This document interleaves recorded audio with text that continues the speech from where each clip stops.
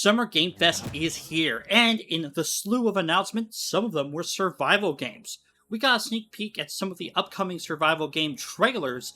Hi Survivor, Dubgraw here, and today on State of Survival, here are the 5 survival games we saw on the Summer Game Fest 2024.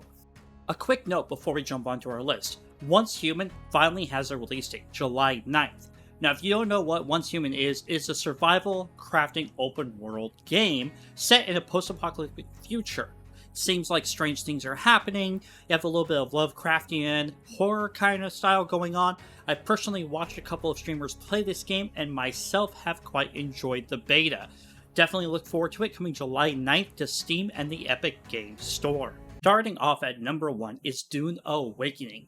Now, this game was announced earlier this year, however, the trailer that we saw in Summerfest gives a lot of context to the setting and the timeline that the game is going to be in.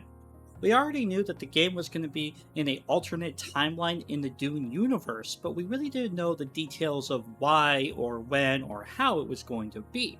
In this trailer, the main character seems to be talking about what if his mother never gave birth to him, and I'm believing that he means him just existing entirely, not as a different entity in the universe itself. And then he goes to talk about how he has gone over hundreds, if not thousands, of different timelines, and he comes to the conclusion that no matter what timeline he exists in, the same situation starts to happen over and over again.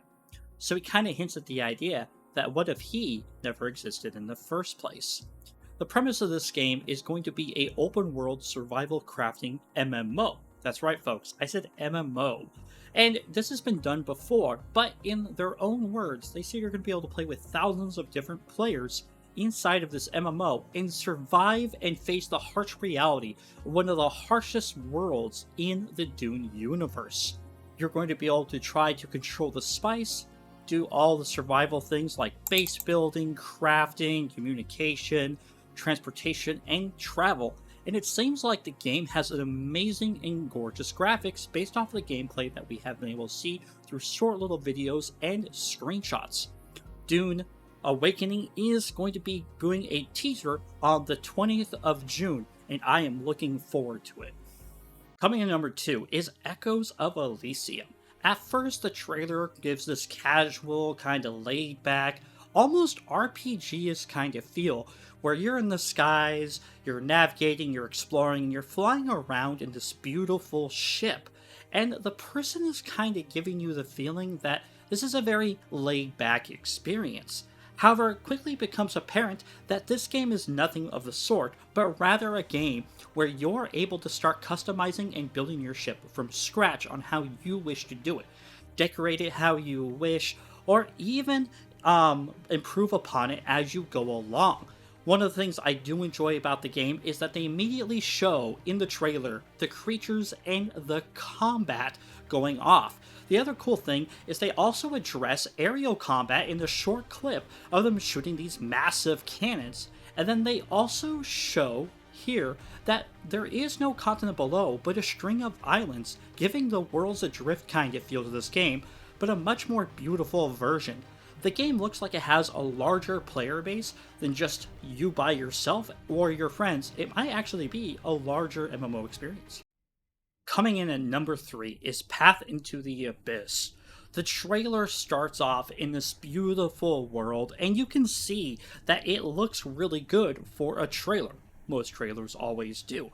But then it starts going into this kind of showcase of a dystopian or apocalyptic kind of setting where there's fog everywhere, everything looks like it has problems, but they also are explaining a story about how these travelers came to them and were looking for either a home or some other kind of place to settle, I think, but it looks like something went wrong.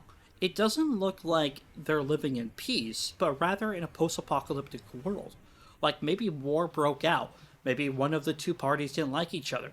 But in this open world first-person shooter set in the Buenos Aires, and it has a very weird backdrop of like almost an alien invasion kind of setting, you can already see that you're fighting your fellow man, and you eventually fight some creepy creatures like that thing right there. You go back around and like it looks like the game is really about your survival, trying to survive with your fellow man or buddy, or not fellow man, if you think it that way. But they also kind of hint at there's more of a story, more hints and lore behind the game, and you can come across it. And then they show this creepy, huge monster. It kind of gives the War of the World field vibes. The Path into the Abyss is coming to Steam PC, and I'm super excited for it.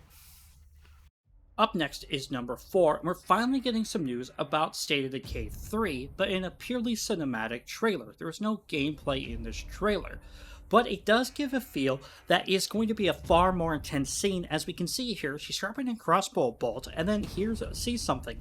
Picks up her knife ready for combat, and there's something on the ridge with glowing eyes ready to attack. And then she screams at it, and it runs away in terror. But why did it run away? It clearly looked like it had the advantage on her. It then moves on to a snow-filled environment, and it looks more like the State of Decay 3 is leaning more on your individual survival rather than as a group. And this really plays into a kind of a neat narrative, because the past 2 State of Decays really relied upon more of a group survival situation, with you alone going out with friends to gather supplies. And in this trailer, it really looks like you're more of the individual playing the game and surviving out there rather than the group. Maybe the world has transformed into a more darker and nastier place.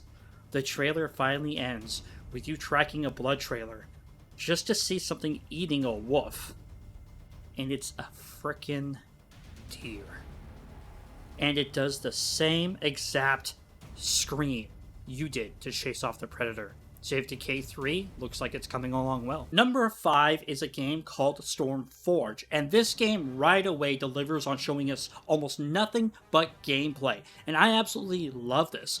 StormForge is an open-world survival crafting game for up to 8 players, and it is showing a lot of its gameplay in here, from the crafting to you fighting these goblins to the setting and the theme of the art style behind the graphics.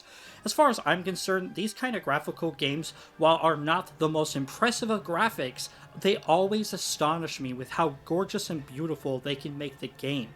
I absolutely enjoy the overall theme of this game because it really feels like maybe I'm playing like Dungeons and Dragons, but in a kind of shader cell format, and I'm excited to see what this game brings to us.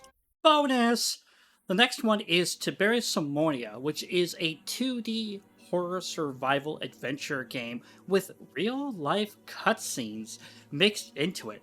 The trailer already gives me the heebie-jeebies, and I can definitely tell, despite its 2D art style, the live-action cutscenes are really gonna get me, because it looks like it might transfer between the 2D and the live-action quickly and fast.